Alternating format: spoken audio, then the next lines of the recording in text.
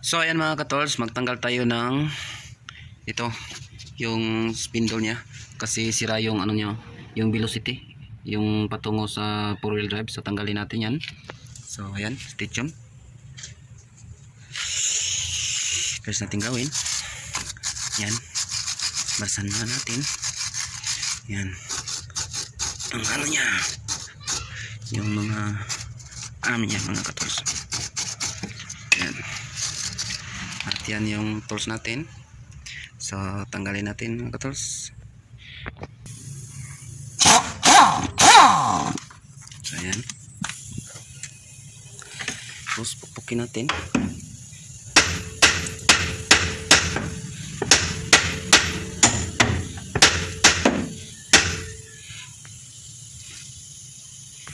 So ayan.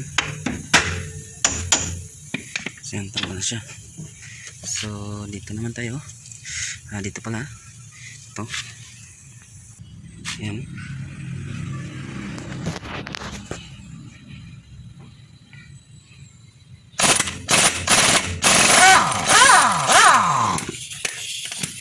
So ayan, tanggal na siya.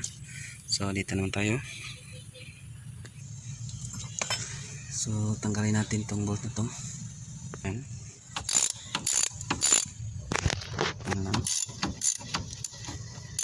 Para matanggal yung caliper. Tapos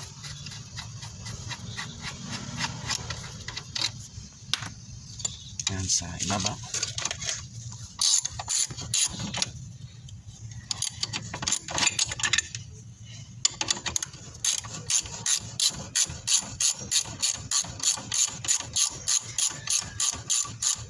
Kasi papalitan yung ano niya mga katos, kasi ano, pag tumatakbo maingay siya kasi hindi na siya nakasalpak doon sa kanyang 4-wheel drive na gearbox. Ayan, tanggalin lang natin ito, papalitan kasi na yung spline niya, sira na at wala ng lock. Ayan. So tanggalin natin. Ayan.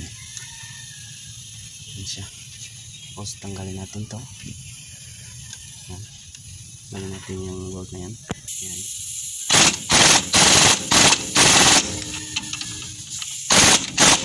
So kailangan na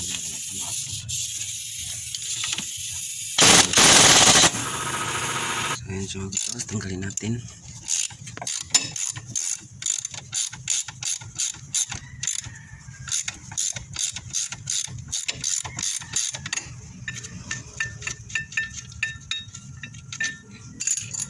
Tapos kabila. So ano tayo. Yan.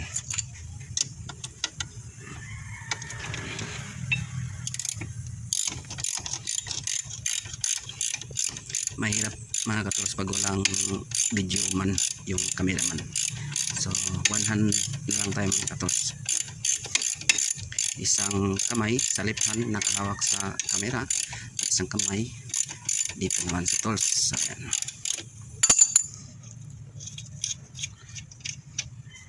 So ayan sa mga katols, tanggal na siya. So ayan, pupukon lang natin konti. Ayan. So ayan siya. Yan, tanggal na. Isa, tanggal na siya. Yan. Papukin natin sa baba. Yan. So, tanggal na yung mga kapos. Ayan. Tanggalin natin. Yan, so mga kapos. Tanggal na yung velocity niya or ano niya. Yan, sira na siya. Sensya mga katos, sira na yung ano niya, yung ano niya, yung lock hindi na makakapit doon sa pasukan ng gearbox ng 4-wheel. So palitan natin to ng yung join niya, palitan ng join kasi wala na ano na siya mga katos, wala na. So kailangan to siyang palitan. So ayan, palitan natin yan, pabilhan natin sa may-ari. So ayan siya mga katols, sira na siya halos wala na yung lock, yung bordure niya. Tingnan niyo, tanggalin ko. Yan, yan. So ano na siya, kusang nagtanggal na. So wala na, sira na talaga ito mga katol. So yan doon, yan. So sira na yung dito niya. So kailangan palitan natin dito yung supply niya mga katols. Ayan, tanggal na yung spindle.